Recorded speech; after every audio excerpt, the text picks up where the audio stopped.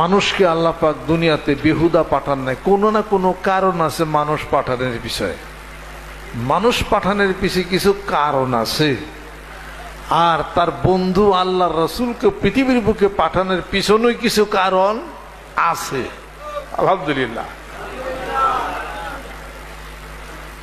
কুনতু নাবিয়ান ওয়া আদম বাইনাল মাই ওয়াত তিন, আমি তখনও নবী ছিলাম যখন আদম আলাইহিস সালাতু সালাম মাটি এবং পানির মধ্যে মিশ্রিত ছিল।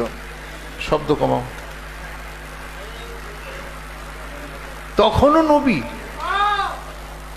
এমন মায়ের গর্ভে জন্মগ্রহণ করলেন।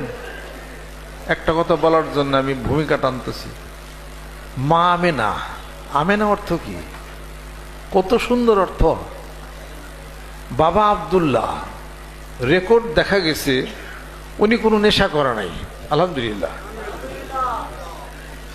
এমন গর্বে, সবচেয়ে সম্ভ্রান্ত বংশে, এবং এমন তার ওই কুষ্টিনামা সিলসিলা পরিষ্কার পরিচ্ছন্ন, এবং যেই রুহকে রুহানি জগতেই আল্লাহ পাক নবুয়ত দিছেন, শরীয়তে নবুয়ত দিছেন 40 বছর বয়সে, আত্মার জগতে আগেই নবুয়ত দিছেন, প্ল্যান ওয়াইজ কাম করছেন, পাঠিয়ে দিলেন। ছোট বাচ্চা বয়সে অপারেশন করালো, হার্ট ওপেন হার্ট সার্জারি,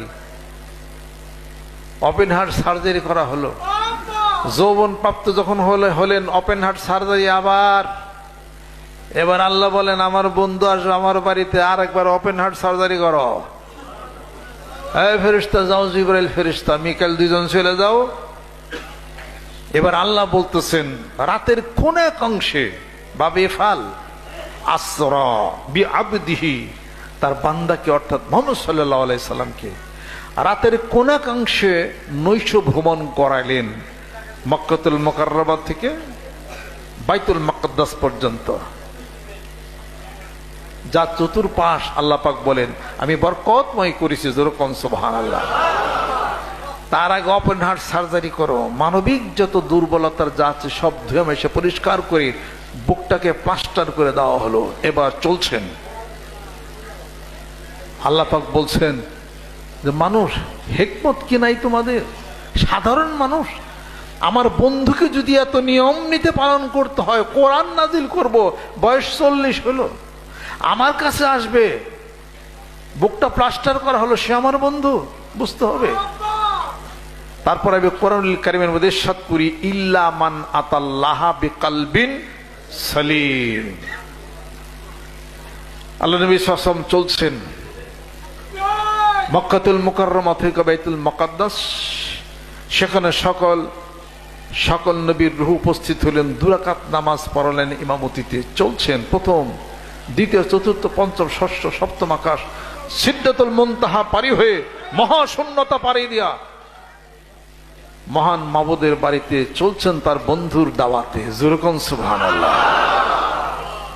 কত বিশাল কিছু, কত চেইন মেনটেন করে, কত পূর্ব পরিকল্পনা দিয়া একজন মানুষ পাঠাইলেন। তিনি আপনার আমার মতো মানুষ নাকি? সূরা কাহফের মধ্যে আল্লাহ পাক ঘোষণা করেন, কুল ইন্নামা আনা বাশারুম মিসলুকুম ইউহা ইলাইয়া আন্নামা ইলাহুকুম ইলাহু ওয়াহিদ ফামান কানা ইয়ারজু লিকা রাব্বিহি ফালিয়ামাল আমালান সালিহা ওয়ালা ইউশরিক বিইবাদাতি রাব্বিহি আহাদা। ও বন্ধু, বলে দিন আমি তোমাদেরই মতোই মানুষ। কিভাবে? যে মানুষ খাওয়া দাওয়া করে, লেনদেন করে, বিবাহ শাদী করে, মানবিক যে কাজগুলি আছে বশরিয়াত, এইটুকুর সাথে তোমাদের মিল আছে। বাদ বাকি 26টা স্তরের পার্থক্য আল্লাহ রাসূলের সাথে। সাধারণ মানুষ কি সেই রুহের জগতে নবুয়ত পাইছেনি? সাধারণ মানুষকে আল্লাহর বন্ধু হইতে পারছেনি? সাধারণ মানুষ সম্পর্কে আল্লাহ পাক বলছেন নি ওয়া মা ইয়ানতিকু আনিল হাওয়া ইন হুয়া ইল্লা ওয়াহয়ুন ইউহা? বলছেন নি? তা তো বলেন না। সাধারণ মানুষকে শক্ক সদর করছেন নি? সাধারণ মানুষকে মেরাজ হয়েছেনি? কোনো নবীরই তো মেরাজ হয় না। তাহলে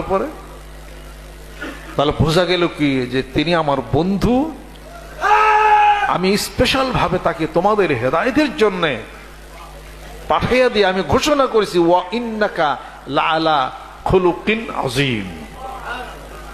নিশ্চয় হে নবী বন্ধু, ওয়া ইন্নাকা লা আলা খুলুকিন আযীম। আর কয়টা চান? এমন চরিত্র, মহান এক চরিত্রের অধিকারী, যেটার কোনো ডাইমেটার নাই। তাকিদ দেওয়া হয়েছে, ফেল বলা হয়েছে, লামে তাকিদ বলা হয়েছে। দিয়ে আল্লাহ পাক বললেন, দে মানুষ শোনো, তোমাদের কাছে মানুষ পাঠাইছি, মানুষের কাছে মানুষ পাঠাইছি, মানুষের কাছে ফেরেশতা পাঠাই নাই। সুবহানাল্লাহ। ফেরেশতারা মানুষের চেয়ে শক্তিশালী কম। ফেরেশতাদের উপাদান হলো একটা, যেরকম কয়টা? একটা। মানুষের উপাদান হলো চারটা। ফেরেশতাদের উপাদান হলো তৈরির একটা, সেটা হলো নূর। জিনদের উপাদান একটা, সেটা হলো প্রজ্বলিত আগুন। মানুষের উপাদান হলো চারটা, আব, আতশ, খাক বা আগুন, মাটি, পানি, বাতাস। শক্তি আরো বেশি। এবার আল্লাহ পাক মানুষের কাছে মানুষকে পাঠাইয়া বলতেছেন, আলিফ লাম রা কিতাবুন আনজালনাহু ইলাইকা লিতুখরিজান নাসা মিনাজ যুলুমাতি ইলান নূর। ও নবী বন্ধু, তোমার প্রতি কোরআন নাজিল করেছি, এ মানুষদেরকে অন্ধকার থেকে আলোর দিকে নিয়ে যাবে। জুরকুন সুবহানাল্লাহ। মানুষ পাঠানোর পিছনে বিশাল রহস্য। সূরা আহজাবের মধ্যে দেখেন আল্লাহ পাক বলেন, ইন্না আরাদনাল আমানাতা আলাস সামাওয়াতি ওয়াল আরদি ওয়াল জিবালি ফাআবাইনা আন ইয়াহমিলাহা ওয়াশফাকনা মিনহা ওয়া হামালাহাল ইনসান। আমার আমানত আসমান জমিন পাহাড়ে রাখতে চাইলাম। আসমান বলেন না, জমিন বলেন না, পাহাড় বলে না। ওয়া হামালাহাল ইনসান, মানুষের মধ্যেই আছে সে আমানত। মানুষ যা বহন করে চলছে, যা নাই বিশ্ব ব্রহ্মাণ্ডে, যা আছে এই বিশ্ব ব্রহ্মাণ্ডে, তা বিরাজও এই মানব ভাণ্ডে।